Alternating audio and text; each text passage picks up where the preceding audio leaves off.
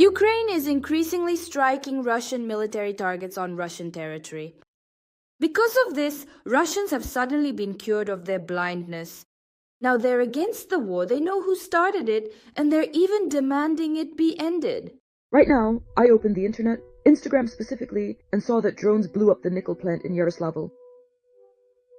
I live in the city, 40 kilometers from that plant. Well, let's say it's 50 kilometers. And quite honestly, I am really scared. What's happening in Russia right now is no joke anymore. When it was happening somewhere far away, you could still think, okay. But here, a huge plant was blown up just 50 kilometers away. And so the sudden realization that it's already here, somewhere right next to your home. It's really scary. And even when the emergency sirens go off, those loud warnings, we simply don't have any safe shelters anywhere in the city. Just so you truly understand the situation. The city has a population of 45,000. So where are we supposed to run? We don't have basements, we don't have shelters. We basically have nothing at all. When a drone suddenly crashes into your apartment, it's all on you. That is, all the repair costs are your responsibility, and the government isn't obligated to pay for it. So you understand the point, right? The whole situation is absurd. I mean, you know who started the war, who stirred all this up. And if a drone hits your house, you have to deal with everything yourself. It's just, what is even happening? What's going on? They just destroyed everything. To hell with it. They destroyed the country. Ukraine is already gone. Now they've come for us. Guys, this is really scary. You know who I'm talking about. We're the ones who pay the price. Ordinary people. You're the one responsible. You're the one who started all this. What do we have to do with it? Why do ordinary people always have to suffer? That's all I have to say. I have nothing more to add. I don't know what else to say. But there are people who seem like they've been in a coma for 4 years and, with childlike sincerity, are surprised, wondering why Ukrainian sanctions are hitting Russia. Why are you bombing us? Today, actually, there was a shelter not far from my neighborhood. Why? Why are you doing this to us? What did we ever do to you? Enough already, stop it. It's just terrible. This morning at 4 a.m. was the worst ever. Enough, please just stop it. Stop bombing us right now. We can't take any more. What do you think? How might Russia's future plans regarding its actions in this war be affected? Could our large-scale strikes on Moscow and the region, which we saw over the weekend, influence things going forward? And apparently they will become... So basically this will become a regular occurrence, and carefree Muscovites should get used to friendly drones flying over their heads. So what do you think? How do such Ukrainian operations affect the mood in Russia and the Kremlin's plans in this war? And by the way, perhaps Lukashenko, observing what is happening, is reassessing things. If he ever considers whether to enter the war, he is evaluating it differently. The consequences of such an entry. That's a good question, but again, Lukashenko himself will not enter the war, only under some significant coercion or under, yes, I don't know, maybe with promises of vast unimaginable riches, only then perhaps, but on his own I don't think he would dare. He understands perfectly well and is fully aware of how weak the Belarusian army is. Everyone can see that. With all these drones, with all these strikes. For now, the Russian authorities have chosen the old ostrich tactic, burying their heads in the sand, not talking about it, not even mentioning it in the news. On Sunday, this topic was given literally just a minute of airtime on the central TV channels, just a minute. Even on the evening program, Moscow, Kremlin, Putin, with that propagandist Zarubin, they didn't even discuss it, didn't discuss the attacks on Moscow at all. So for now, what's the objective? We pretend that nothing happened, strengthen our air defense, maybe even bring in more from other regions, conduct a review of mistakes so that this doesn't happen again in the future. And most likely, that's the approach they're taking. This was a one-off incident that the Ukrainians managed to pull off. They won't succeed in anything else. Everything will be fine, so no panic, let's not panic. And here it already depends on us, how well we've managed to find the key to Russian air defense. How much more protected our drones have become, flying at low altitudes, carrying more explosives. And then we'll see if we can really turn the tide. So, the worldview of ordinary Muscovites, what interests us, is the following. We are no longer interested in apartment buildings. We are not interested in the cars of these Muscovites or visitors to the capital. Burning them is not our concern. What matters to us are the large, significant industrial facilities that serve the military-industrial complex. What matters to us are the facilities that support the economy of the Russian Federation, the big ones like, I don't know, thermal power plants or that ring station. The ring system for pumping oil and oil products around Moscow stretches for 400 kilometers. These are the kinds of facilities we are interested in. Remember, Kremne L is an enterprise in the Kursk region that was simply destroyed by Ukrainian missiles, leveled to the ground. It was engaged in the production of a large amount of microelectronics for Russian missiles, drones, and so on. And he has an older brother, an older company, it's called Micron, like Macron, only Micron. And it is located in the north of Moscow in the city of Zelenograd. And this is what interests us. That is, these are the bold, high-status, important objects that we want to hit. And the more such flights there are, the greater the effect on the war will be, the less production of these Russian missiles will be. Yes, completely. We can't eliminate their production entirely, but it will decrease by a certain percentage. And of course, one of the goals is a moral one. The moral aspect, because we saw that Muscovites were horrified by what happened, they don't understand why us. But at the same time, I saw how the other regions of the Russian Federation, especially the frontline border areas, they used to look at all these strikes with sarcasm and irony, but now Muscovites, you can feel what we are experiencing. So these strikes on Moscow, they very effectively divide Russian society. When something hits Belgorod, Bryansk or Kursk, Muscovites simply don't care. They couldn't care less about any of it. And when something hits Moscow, I'm sure the people in Belgorod also felt a certain schadenfreude and a good dose of irony. Well, now you, Muscovites, will feel it for yourselves. In other words, we need to reach a situation where the investors who are still there, the people with money, start leaving Moscow. In any direction, it doesn't matter. Macau, Singapore, I don't know, Istanbul, anywhere at all. We need for Moscow to start seeing a decline in the number of people. Fewer people on the streets, fewer people visiting restaurants. This will be noticeable. A certain emptiness. Even if the number of people drops by just 10%, I mean in those prime spots like Patriarch's Ponds, some upscale restaurants, that will already start to affect the general mindset, making people feel that the war is getting closer. We're not saying it will immediately bring the war to an end, but it's like one of the bricks in this wall. Please clarify. Everything you've just described, in particular, are strikes. Are these strikes on high-profile targets in Moscow and the region, the emptying out of Moscow and so on, the immediate future that awaits the Russian capital? Or is this still just something you should be aiming for?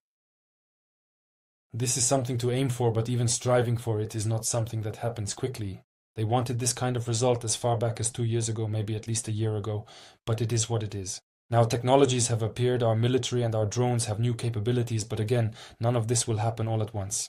In other words, you can't say that after the first attack, that's it, Moscow becomes empty. No, it may take perhaps a dozen strikes before something starts to break in the minds of the citizens, before they begin to condemn this war more publicly, before officials at various levels start talking about it openly, not just somewhere under the covers with their wives, but already in the smoking rooms, in the offices, speaking out more loudly that the war is going in the wrong direction, that Moscow is suffering more. Of course, other regions will gloat, but again, this doesn't happen immediately. This takes time, and our military is currently working on it. All right, and the last question, taking into account what we started with, what we discussed, do you still consider the threat of an offensive from Belarus to be unlikely at this point? So, in your opinion, on which fronts will Russia focus its efforts this summer and autumn? Do you expect any surprises, any unpleasant developments from Russia in the foreseeable future? Or will everything basically continue to develop as it is now? Well, the highest priority remains unchanged, and that's the Donetsk region. From different directions, Kramatorsk, Sloviansk, and Kostiantynivka, these are the places they need to capture, so without these they can't imagine ending this war or signing any kind of truce. In the direction of Pokrovsk, which is occupied, and Myrnohrad, there are approximately 106,000 Russian servicemen stationed there. Until around February, there were almost 170,000 people there, approximately. So we're talking about the scale here. Donetsk region remains their priority, all other directions. They are advancing there only because they have the opportunity, only because there are fewer Ukrainian servicemen and combat units in those areas. But I remember that in previous interviews you said that, in principle, Russia's main objective this year would be Zaporizhia. well, look, Zaporizhia still remains. For example, Stepnohirsk, they are advancing there. Stepnohirsk, Huliaipol, they are advancing there only because they have the opportunity. Opportunities in terms of manpower. They have 717,000 Russian servicemen, and they can deploy them in different directions. Sumy region has several hotspots. There are hotspots in Kharkiv region, burning points. Donetsk region is completely on fire. Kherson is more about recovery. They are randomly shelling the city of Kherson and Zaporizhia. They have people whom they would like to move closer to Zaporizhia and carry out chaotic shelling, the city of Zaporizhia, but they are not succeeding, and moreover, according to reports from our military, we are managing to drive them out from Zaporizhia, pushing them further away. In this way, we are making life safer for the residents of Zaporizhia. These, once again, chaotic shellings like they are doing with Kherson. A highly illustrative, dramatic and intense story is now unfolding on the Ukrainian geopolitical track. The Belarusian leader and Minsk dictator Lukashenko suddenly made an unexpected statement that he is ready to personally travel to Ukraine for a high-level meeting with Zelensky. A formal response from the office of the president of Ukraine followed almost immediately and turned out to be as tough, blunt and ironic as possible. The words of this gentleman have meant absolutely nothing since the year 2022. However, behind this facade of loud statements lies a much more serious subtext.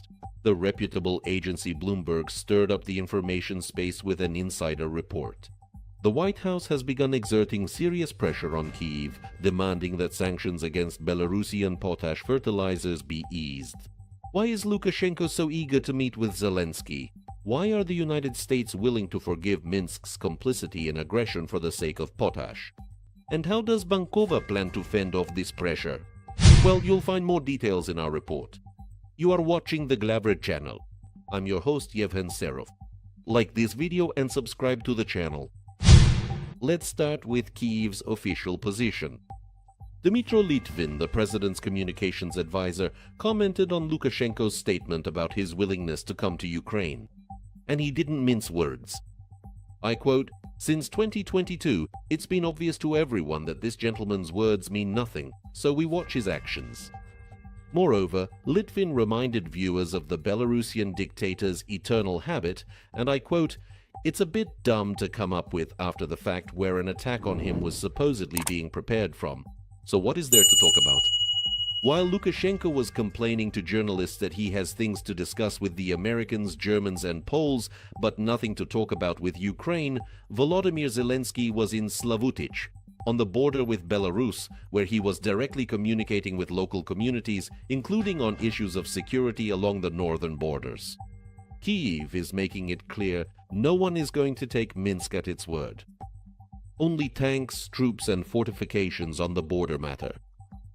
But why has Lukashenko ramped up his peace-loving rhetoric right now? The answer lies in a Bloomberg publication. According to the agency's sources, the US administration is trying to force Ukraine to ease restrictions on the import of potash fertilizers from Belarus. Moreover, Washington wants Kyiv to act as a lobbyist for this idea and persuade European countries, particularly Poland and Lithuania, to open transit for Belarusian potash. Let me remind you, before the war, potash fertilizers were the main source of foreign currency revenue for Lukashenko's regime. EU sanctions dealt a devastating blow to this sector, completely tying Minsk to the Kremlin. Why are the United States doing this? Analysts point to Washington's classic policy approach. They are trying to offer Lukashenko an economic carrot to encourage him to pursue a multi-vector policy and at least somewhat distance himself from Putin. But in the office of the President of Ukraine, this White House initiative was met with extreme skepticism. Dmytro Litvin stated outright that easing restrictions is unlikely to bring peace any closer. On the contrary, it will only give Putin more confidence that he too can simply outlast Western sanctions. What are your thoughts on this matter? Should Ukraine consider a compromise with the United States regarding Belarusian fertilizers if Washington offers a larger package of military assistance in return? or should the current sanctions remain strictly in place without any exceptions? Please share your opinion with us in the comments, like this video, and subscribe to our channel for more updates. So, are you ruling out the possibility that Russia might try to advance on Kyiv again? No, I'm not ruling it out. That's possible. But I must point out the situation is different from 2022, so there won't be a lightning-fast blitzkrieg this time. First of all, they don't have the means or the manpower. 700,000 Russian troops are bogged down on the Ukrainian fronts. You can't just pull them out. So, to attack, you'd need to withdraw someone. You'd have to pull out the professional troops. That way, the fronts that are important to Russia become weakened. Second question. Belarus, what can it offer? To be perfectly honest with you, what can it really offer? I've spoken with some Belarusian opposition figures who are closely and carefully monitoring the situation there, using their own independent resources to track Belarus's equipment and ammunition. And here's what they say. There's a lot of information that in 2022 and 2023, the Russians took aviation, helicopters, planes, and countless shells from the warehouses of the Republic of Belarus, simply removing them and transporting them to the Ukrainian fronts. So the question is, what is left there to fight with? There's really not much left to fight with there. And finally, the last thing, the Belarusian army has no combat experience. None at all. Since gaining independence, the Republic of Belarus has not participated in a single combat engagement, not in any conflict. Even the Russian army has gained experience during that time. The First Chechen War, the Second Chechen War, Syria, some mercenaries in Africa. So they have had experience. Belarus, zero, just completely sterile. That's why I honestly don't believe they could be of any help in, say, a hypothetical invasion, even if they were to go together with Russian troops. In other words, as helpers, they're useless. Then why have the Russians been trying for so long to drag Belarus into the war, to pull its troops into the war? Why does Putin need this little Belarus with its inexperienced army? What do Moscow's persistent efforts to get Belarus to join the war reveal regarding the current state of the Russian army and the nation of Russia as a whole? Let me explain this to you. Look, Ukraine currently has a front line that's 1,200 kilometers long. 1,200 kilometers, that is the total length of the front line. And the total line of contact is 3,000 kilometers. That's including the border with the Republic of Belarus, so with them included, so it's almost 3,000. No matter how you look at it, Ukraine is forced to keep its forces along this entire stretch. The Russian command operates with a clear and ironclad strategic logic. The more hotspots that emerge on the border between Ukraine and Russia or with Belarus, the more attention our general staff has to devote to managing them. This forces us to take some people, say, from Pokrovsk, from Kostiantynivka or from Kupiansk, and redeploy them to those border areas. According to Lukashenko, to use his exact phrasing, he claims that there are almost 15,000 of our Ukrainian military personnel currently positioned and stationed along the border with Belarus on the Ukrainian side. So that's a significant force. And the Russians understand perfectly well that this force could at any moment be redeployed, for example, to Kostiantynivka to repel a Russian offensive. In other words, these are new, fresh troops. We can use them. That's why everything is being done to prevent our command from having that opportunity. There's tension there, we have to keep people there, we have to send in reinforcements. And it's these kinds of hotspots that keep the Ukrainian command stretched to the limit. So Russia needs Belarus to enter the war only in order to stretch our forces. Or at least the threat, the presence of a threat, a serious threat, that this could happen. Remember when Ukraine carried out an operation in the Kursk region? In exactly the same way, there were reports that the Belarusian army had moved closer to the border with Ukraine. And what was the objective then? Our command sees this kind of situation and is forced to panic, forced to urgently pull people from all different directions and move them closer to Belarus, just in case, to prevent the advance of the Belarusian army. So it's more of an attempt to stretch our command, our resources, and put us in a very difficult position.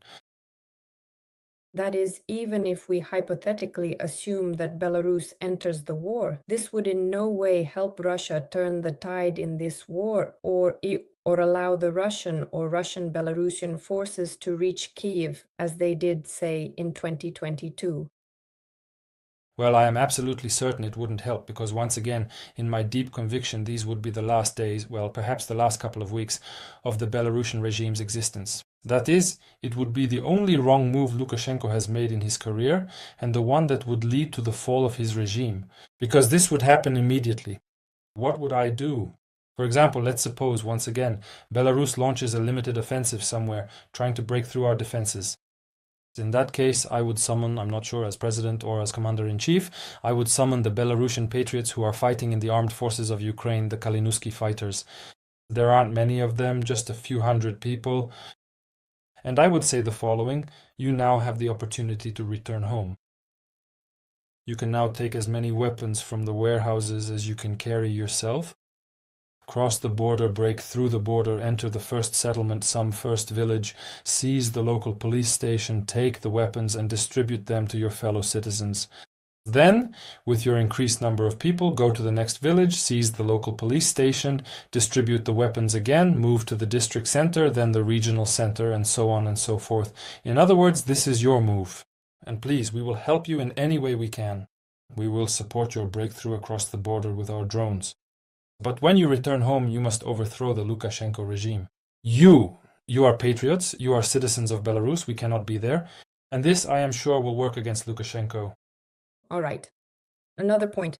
How likely do you think it is, and do you believe it is possible, that Russia could carry out some kind of operation against NATO countries, either one NATO country or several at once?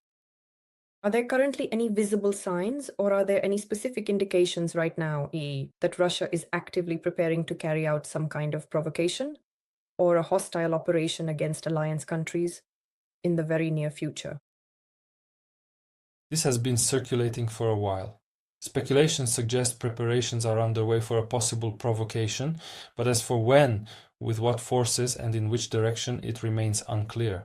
Of course, there are the Baltic countries, Lithuania, Latvia, Estonia. I understand all of that perfectly well. There is Suwalki, the Suwalki corridor, which has already been discussed a lot as a potential theoretical hotspot, but so far the Kremlin has not dared to act on it. Why? Because Suwalki is almost 100 kilometers long. If you want to capture it, you need to understand how wide it would be. 100 meters? 200? 1 kilometer? 2? 5 kilometers? 100 kilometers wide. So where to? Deeper into Polish territory or deeper into Lithuanian territory? And these are populated areas, so you would essentially have to occupy them. Just how many people would need to be involved? For the Russian Federation, the math simply doesn't add up here. In other words, it all looks very complicated for now. Another option is the city of Narva. Yes, there's a lot of talk about this, that Narva could theoretically become such a place where the Russian Federation might use force. I don't rule it out. Personally, I leave a high probability for something like the operation to seize Crimea or the Donetsk region. Like 200 or 300 armed men without insignia, without identification marks, seizing the post office, the telephone exchange, the telegraph, the city hall, the mayor, the town hall. In the morning, they round up the deputies at gunpoint, force them to vote for secession, say, from Estonia, to join the Russian Federation, and call out, "Russia, send in the troops," and the Russian flag is raised. So I don't rule out this kind of scenario. This is very much in the style of the Russian army, or rather the Russian Kremlin, with minimal forces and maximum efficiency, the island of Gotland in the Baltic Sea. Russians have talked about it a lot. It could be seized, the Russian flag could be raised there, a Russian lighthouse set up, maybe even a dock for Russian ships. So all of this is theoretically possible, but again, it depends on what the Kremlin decides and whether it currently has the physical resources for it. Well, again, if we're talking about a full-scale military operation, I think they're having difficulties with that because they can't even keep up with supplying the fronts.